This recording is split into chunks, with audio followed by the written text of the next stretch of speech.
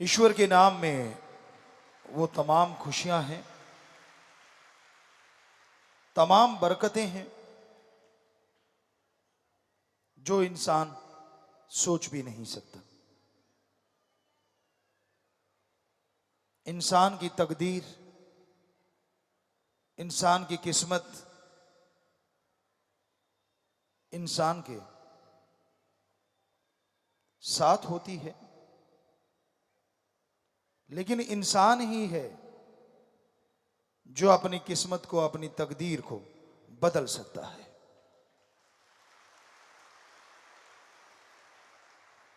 लोग ये कहते हैं जो भाग्य में लिखा है वही मिलता है, लेकिन संत कहते हैं मनुष्य एकमात्र ऐसी जोनी है, ऐसी जून है जिसमें अगर वो चाहे तो भाग्य बदल सकता है।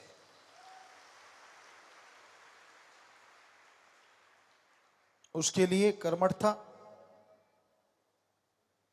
उसके लिए कर्मयोगी और ज्ञान योगी होना बहुत जरूरी है। आप कर्म करें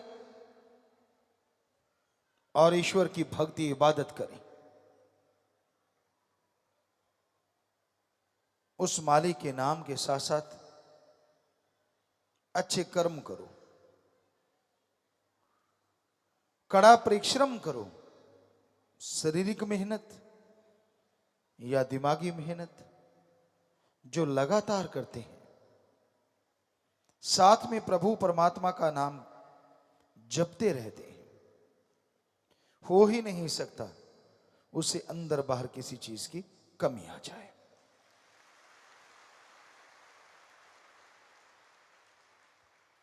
इंसान जब पाखंडवाद में पड़ जाता है, इंसान जब ढोंग दिखावे में पड़ जाता है, तब मालिक से बहुत दूर चला जाता है। उसको दिखावा नहीं, अमलों से पाया जा सकता है। दिखावे की जरूरत नहीं, आप कर्म ऐसे करो, अच्छे कर्म, कड़ा परिश्रम, हक हलाल मेहनत की कमाई और ईश्वर की भक्ति हमेशा मालिक से प्यार बढ़ाती है। और मालिक के प्यार में क्या मिलता है? क्यों करे कोई उस भगवान अल्लाह राम से प्यार? इंसान है तो इंसानों से प्यार करता है। इंसानी प्यार गलत नहीं, लेकिन उसमें हवस ना हो। इंसानी प्यार एक हद तक साथ देता है। विचार नहीं मिलते तू कौन और मैं कौन, थोड़ा झगड़ा हुआ तो तू कौन और मैं कौन। कि मालिक का प्यार ऐसा क्या है जो किया जाए और क्यों किया जाए। इंसानी जीवन में दुख आते हैं, सुख भी आते हैं, ये तो आप मानोगे। हर दिन एक जैसे नहीं रहते, ये भी आप मानोगे। कभी बीमारियां आती हैं, कभी घर में, कभी परिवार में, कभी कहीं तरह तरह की परेशानियां आ जाती हैं। क्या आप ये नहीं चाहते कि जिंदगी में हमेशा एक रस हो, खुशियां ही खुशियां हो, बीमारी आने से पहले कट जाए? कभी उतार कभी चढ़ाव, कभी उतार कभी चढ़ाव, ये जिंदगी का एक अंग है। पर अगर प्रभु से प्यार किया जाए तो वो ऐसे रंग से भर देता है कि कभी पतझड़ नहीं होता।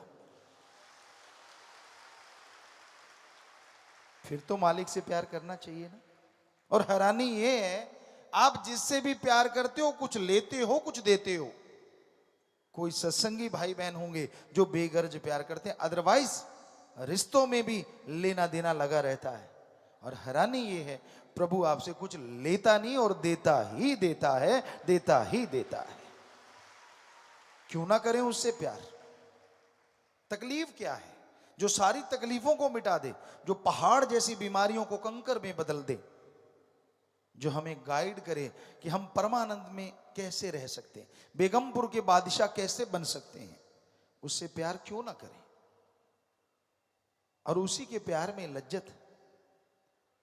दुनिया में रहते आपको जो भी स्वाद अच्छा लगता है, मीठा, कड़वा, नमकीन, जो भी अच्छा लगता है, अलग अलग टेस्ट होता है, किसी को नमकीन अच्छा लगता है, किसी को मीठा अच्छा लगता है, पर वो मालिक के प्यार ऐसा आनंद में है, ऐसा खुशी देने वाला है, ऐसा लज्जतदायक है कि अगर आप उससे प्यार करेंगे, चाहे आपका टेस्ट कैसा ही क्यों ना हो, वो उससे अरबों गुना ज्यादा आपको प्यार और वो मजा देगा, और वो परमानेंट रहेगा, बार बार खाने पीने की जरूरत नहीं पड़ेगी।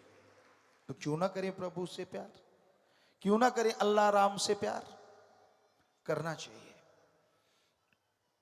कोई लॉस नहीं, इन्वेस्ट कुछ नहीं करना अपने, अदरवाइज कोई बिजनेस ले लो, कोई व्यापार, डॉक्टर के पास जाओ, वैद्य के पास जाओ, दवाई दे देगा लेकिन पैसा तो लेगा ना भाई। लेकिन ये मालिक राम, अल्लाह, ईश्वर, ओम हरि एक ऐसा डॉक्टर है जो बीमारी भी दूर करता है और बदले में लेता नहीं, देता भी है कि ले बेटा तेरी बीमारी भी दूर, और ये ले बरकतें, ये ले लाभ, जितना मर्जी लेता जा, वो तेरी हिम्मत, तेरा दामन, तेरी झोली जैसी होगी उससे कई गुना ज्यादा वो बख्श देगा, बस तूने अपनी झोली को फटने नहीं देना। कहने का मतलब वचनों पे पहरा दीजिए, वचनों पे अमल कीजिए।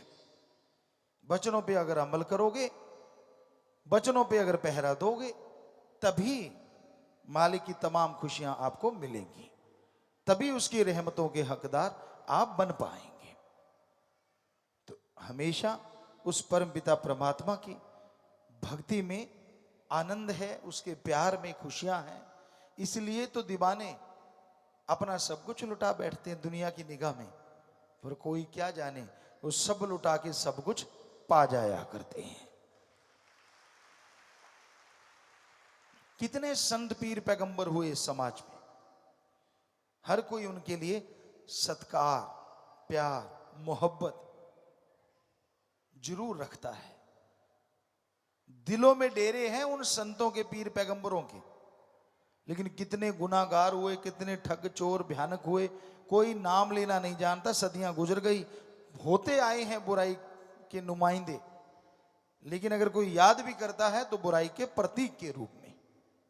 और संतों के लिए तो इज्जत से सिर झुक जाता है, जिन्होंने सारी जिंदगी समाज सुधारने के लिए लगाई हो। आप कुछ दिन घर से बाहर रहते हैं तो कैसा हो जाता है, जरा सोचिए। वो सारा टाइम ही आपके लिए तड़पते हैं, आपके लिए मालिक से दुआ, अरदास, प्रार्थना, विनती, दुआ करते हैं कि मालिक तेरी रियायत, तेरी प्रजा को सुखी रख, उसको खुशियां दे, उस पे रहमो करम कर। अब जो सुनेगा तो वो मालिक सुनता है, और उनके अंदर वाणी आती है, शब्द आते हैं। आज की भाषा में कहें, कुछ भी भाषण कह लीजिए, सॉन्ग कह लीजिए, कविता कह लीजिए, उनके अंदर उतरती है और वो धड़ाधड़ बोलते चले जाते हैं। उनको तुकबंदी की जरूरत नहीं पड़ती, मालिक अपने आप तुकबंदी करता चला जाता है। तो क्यों नहीं होगी इज्जत उनके लिए? क्यों? क्या गुनाह किया उन्होंने? आदमी गुनाहगार हो सकता है, उनके पवित्र ग्रंथों को पढ़ के देखो, किसी भी धर्म के पवित्र ग्रंथ ले लो, उनमें तो इंसानियत के जज्बे से भरपूर हमें ऊर्जा मिलती है, शक्ति मिलती है। तो इंसान गलत हो सकता है, पहनावा वैसा पहन के गलत कर्म कर सकता है, पर हमारे संत पीर पैगंबर ना गलत थे, ना गलत हैं, और ना उनकी वाणी कभी गलत होगी। वो कभी किसी को गलत गाइड कर ही नहीं सकते। वो तो अच्छे कर्म करने की प्रेरणा देते हैं, सच के राह पे चलने की शिक्षा देते हैं। हाँ, इंसान का दिमाग शैतानी, मन जब हावी हो जाए तो वो उन्हीं वचनों को तोड़ मरोड़ के पेश करता है और इंसान को गुनाहगार बना देते हैं। तो ये पाप कर, ये पाप नहीं होता, ये तो भक्ति है, ये कर्म कर। अरे, हर धर्म के पहले शब्द हैं रहम, रहम, रहम। ये पहले अल्फाज है। रहमाने रहीम, कुछ भी ले लीजिए, किसी भी धर्म को ले लीजिए, दया रहम की भावना सब धर्मों में भरी है। अब जरा सोचिए, आप पशु को मारो, आदमी को मारते हो, गलत काम करते हो, कैसे मालिक खुश होगा और कैसे स्वर्ग जन्नत इंसान को नसीब होगा जब वहां लिखा है रहम करो, आप बेरहम हो जाते हैं। तो ये शिक्षा देने वाले ही तोड़ मरोड़ के संत पीर पैगंबरों के वचनों की बेअद भी करते हैं, वरना उन्होंने तो एक ही बात सिखाई है, बेगर्ज मोहब्बत करो, निस्वार्थ प्यार करो, तो मालिक अल्लाह राम जरूर मिलेगा। लड़ाई झगड़े नफरत की तो बातें कहीं आती ही नहीं। तो इंसान को संतों के वचनों को सहज भाव से लेना चाहिए। सत्संग जब सुनते हो, उसके बाद संतों के वचन सुनते हो, उनकी समझ बहुत बहुत ज्यादा आती है। अदरवाइज कुछ समझ नहीं आती। आपने कई बार पाठ सुने होंगे अलग धर्मों के, अपने अपने धर्म में सुने होंगे, बल्कि लोग वहां बैठे बैठे उकता जाते हैं, यार कब ये समाप्त होगा और कब प्रसाद मिले और हम चलते बने। सबकी निगाह प्रसाद में ज्यादा होती है, पढ़ने वाला क्या गा रहा है, क्या बोल रहा है, उसकी तरफ किसी का ध्यान ही नहीं होता। तो क्योंकि समझ कुछ नहीं आती, और पढ़ने वाले को भी होता है निपटा दूं बस, निपटा दूं बस, निपटा दूं। उसको कोई मतलब नहीं सामने वाले को समझ आए ना आए, उसने तो अपनी ड्यूटी बजानी है, अपना काम निकाला और चल भाई। तो ये अजीबोगरीब मंजर इस कलयुग में आश्चर्य की बात नहीं है, ऐसे आम बात है। आश्चर्य की बात है यहां बैठो और आपको राम की बात समझ आने लगे, वो आश्चर्य है, क्योंकि यही सच्चा सत्संग होता है। सीधी सादी भाषा, उन्हीं शब्दों को, उन्हीं के पवित्र वचनों को जब सच्चा संत सुनाता है तो वो उस दौर की भाषा के अनुसार सुनाता है, और लोग सुन के जल्दी अमल कर लेते हैं और खुशियों से माला माल हो जाते हैं। वचन वही होते हैं, पर उस समय के वचन किसी और अंदाज में कहे गए। आज का दौर कुछ और है। आज अगर कोई राग गाने लग जाओ, जो पुराने राग थे, बहुत सारे राग थे, बहुत धर्मों में पाए जाते हैं, उन राग के बारे में लिखा हुआ आज किसी को आता नहीं। पौड़ी गवारे की फलां फलां, अब आजकल किसी के पल्ले ही नहीं पड़ेगा वो कौन सा राग था। तो इस तरह के राग जो लिखे जा चुके हैं, जो आज के बच्चे जानते नहीं उनका नाम, कैसे गा लेंगे, और गा भी लेंगे तो आंखें खोल के देखेंगे तो चंद लोग बैठे होंगे, सारे खिसक जाएंगे। एक सज्जन ऐसा ही कोई राग सुनाने लगा, उसको लगा मैं सुना के छोड़ूंगा। सच्ची बात है, ये बहुत पहले की बात है, अब तो जमाना बहुत बदल गया, तब भी ऐसा हुआ था। तो राग गाने लगा और सामने बैठे जितने लोग थे सारे खिसक लिए, एक बुजुर्ग रह गई, वो रोने लगी बहुत। वो कहने लगा माई तू बैठी है, बाकी सब चले गए। कहती बेटा मुझे तरस आ रहा था। तरस आ रहा था? मैं तो राग सुना रहा था, तुझे तरस क्यों आ रहा था? कहती बेटा आंखों को पहुंची, नाक नूक पहुंचा, बात बताऊं? कहती बता। कहते जैसे तू अरड़ा रहा था, रात मेरी भैंस का कटड़ा अरड़ाता रहा, सुबह मर गया, मुझे डर है कहीं शाम तक तेरा काम ना हो जाए, मेरे को तेरे पे तरस आ रहा था। तो ऐसे रागों का ये हाल है आज के दौर में। आज तो जो आप जानते हो गीत संगीत या ये नहीं है कि आज भी नहीं, आज भी बहुत अच्छे अच्छे कव्वाली गाते हैं, आप सॉन्ग गाते हैं तो लोग मस्ती से झूम उठते हैं, क्योंकि वो आज के दौर की है। पर उस समय की गाओगे तो पल्ले कुछ नहीं पड़ेगा। तो संत जितने भी आते हैं, जैसा दौर होता है उसके साथ चलेंगे तो समाज को समझाएंगे, क्योंकि उनका काम समाज को समझाना है, अपनी मान बढ़ाई नहीं कि मुझे फलां राग आता है फलां आता है। मकसद है समाज को सुधारना।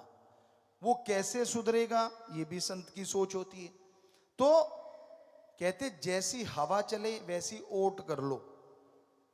तो जैसा दौर है वैसी भाषा तो प्रयोग में लानी पड़ेगी ना। बहुत लोगों ने पूछा गुरुजी आपने फिल्म बनाई, क्या जरूरत थी? तो और हम आपको बताना चाहते हैं, हर संडे सरसा में सत्संग होता है। आप दर्ज है, आंकड़े हैं, आंकड़े देख सकते हो। फिल्म से पहले हर संडे जैसे सत्संग नहीं था, तो लोग 200-400 होते थे नशा छोड़ने वाले, गुरुमंत्र लेने वाले। सत्संग होता तो 2 से 4 हजार होते थे। और आज सत्संग भी ना करें, सिर्फ 2 दिन पहले ये बता दें कि गुरुमंत्र दिया जाएगा, और आज नशा छोड़ने वाले होते हैं 10,000 से 15,000। हमने कोई सत्संग अलग से नहीं किया, हमने कोई अलग से कुछ और नहीं किया, बस एक फिल्म आई है। क्योंकि आज की भाषा है, नौजवान इसी भाषा से काबू आएंगे। उनको समझी तभी आती है, अच्छा ऐसे भी हो सकता है, ये भी हो सकता है। कथा वार्ता जितनी मर्जी करते रहो, झंभाइयां लेने लग जाएंगे। तो इसलिए सत्संग भी छोटा करना पड़ता है। क्योंकि एक तो वैसे अलूणी सिल है, नमक मिर्च तो होता नहीं, फिर भी बीच बीच में लगाते रहते हैं। अभी कटड़े वाली आपको सुनाई, ताकि थोड़ा सा बंधा रहे आदमी। नमक मिर्ची है और क्या है, इसमें कोई बात नहीं है। लेकिन अब बिल्कुल अलूणी सिल जिसमें ना नमक हो ना मिर्च हो, खाना बकबका सा खाना अजीब होता है ना। ये अलग बात है कि कुनैन कड़वी होने के बावजूद छुपे हुए बुखार को खत्म कर देती है, ये एक अलग चीज है। लेकिन वो कुनैन लेते कैसे थे पहले, बड़ा ही मुश्किल था। हमारे दौर की हम बात करते हैं, उससे पहले तो शायद होती नहीं होगी। तो कुनैन का घोल आता था, बड़ा कड़वा जहरीला, और साथ में माताएं क्या करती थी, दूध होता था घर में, सारा दिन जो उबलता रहता है, कढ़ाई वाला कह देते हैं या कढ़ाई वाला कह देते हैं। तो उसमें बहुत सारी चीनी डाल देते थे, बिल्कुल भर देते थे चीनी से। तो उसको घोल के रखते थे। बच्चे का नाक पकड़ा, मुंह में कुनैन डाले, वो चीख मारता, नाक बंद है तो नीचे श्वास चला तो कुनैन अंदर चली जाती, ऊपर से दूध चढ़ा देते, तब जाके फिर भी आधा घंटा मुंह कड़वे का कड़वा। आजकल शुगर कोटेड कुनैन आ गई है, छोटा बच्चा भी ले सकता है क्योंकि मीठी होती है, अंदर कड़वा। तो वैसे ही संत करते हैं भाई, ये भी शुगर कोटेड कुनैन है। परमपिता जी ने जो शब्द भजन लिखे हैं, अब फिल्में बन रही हैं, ये और थोड़ा सा हनी लेप हो गया, थोड़ा सा और अच्छा लगेगा, जायका सा आता है, और उस जायके में ही काम हो जाता है। हमने तो काम ही करना है, चाहे कुछ भी करें जतन वापिस तो में ले जाएंगे। कुछ भी यतन करना पड़ जाए, वापिस तो लेके जाना है ना मालिक के दरबार में। यही संतों की ड्यूटी होती है, यही संतों का फर्ज होता है। अब किसी बुजुर्ग को अच्छा ना लगे तो ना लगे भाई, तू तो खा पी लिया, अब जवानों को तो संभालना है। कई होते बैठ बैठे यो ना काम अच्छा किया भाई, यो फिल्म वाला काम ना जचे, तेरे नहीं जचता, तेरे पड़पोतों को पोतों को सबको जचेगा, और तू तो तर लिया, उनको तो तरने दे कम से कम। कई बैठे बैठे नाक मुंह सिकोड़ते रहते हैं, उनको पता ही नहीं होता ये क्या है। तो संतों के खेल, तुलसी कहे संत को चीना, तुलसी हाथ कान को दीना, जो कि कहे संत को चीना। तो ये बात ही अलग होती है, उनका अपना तरीका होता है, हर किसी का। हमारा तरीका, परमपिता शास्त्र नाम श्याम मस्तान जी जैसा ख्याल देते हैं, जैसी में आवे खसम की बाणी, तैसड़ा करी ज्ञान भी लालो, कि जैसा मालिक ख्याल देते हैं वैसा आपके सामने ज्ञान कर देते हैं। और ये परमपिता शास्त्र नाम दाता रहबर का रहमो करम, कभी भी हम कोई भाषण तैयार करके नहीं लाते, चाहे वो भंडारा हो, चाहे सत्संग हो, चाहे मजलिस हो, एट द स्पॉट जैसा वो ख्याल देते रहते हैं वैसे आपको बताते रहते हैं। शायद इसीलिए हाथों हाथ आप अमल करते हैं तो हाथों हाथ ही उसका असर होना शुरू हो जाता है। बात तो अमलों की है भाई, यहां अमल दिखाया, बाहर जाके कुछ का कुछ खिलाया, तो फिर वो खस्म तो जानता है ना, वो तो अंदर रहता है ना। चालाकी तो उससे चल सकती है, चलो आदमी आदमी से कर सकता है, मैं होशियार हूं उसको पता नहीं चलने देता, पर जो रहता ही अंदर है उससे बताओ कौन सा पर्दा करोगे, वो तो अंदर बैठा है, हर धड़कन में, हर श्वास में है। तो इसलिए हर धड़कन में, हर श्वास में उसे याद करते रहिए, तो वो आपको बेइंतहा खुशियों से माला माल करता ही रहेगा, करता ही रहेगा। उसका ऐसा खजाना है, अरबों लोग उसको लूटते रहें तो भी समुद्र में से एक बूंद निकालें उतना भी खर्च नहीं होता, वो माला माल ही रहता है उसका खजाना। सोचिए कितना बड़ा है। तो उस खजाने को हासिल करना चाहते हो, उसकी खुशियां हासिल करना चाहते हो, तो आप सेवा और सुमरन में ध्यान लगाया करो। जितनी सेवा कर सको, जितना सुमरण कर सको, वही आपको बरकतें देगा, वही आपको खुशियां देगा।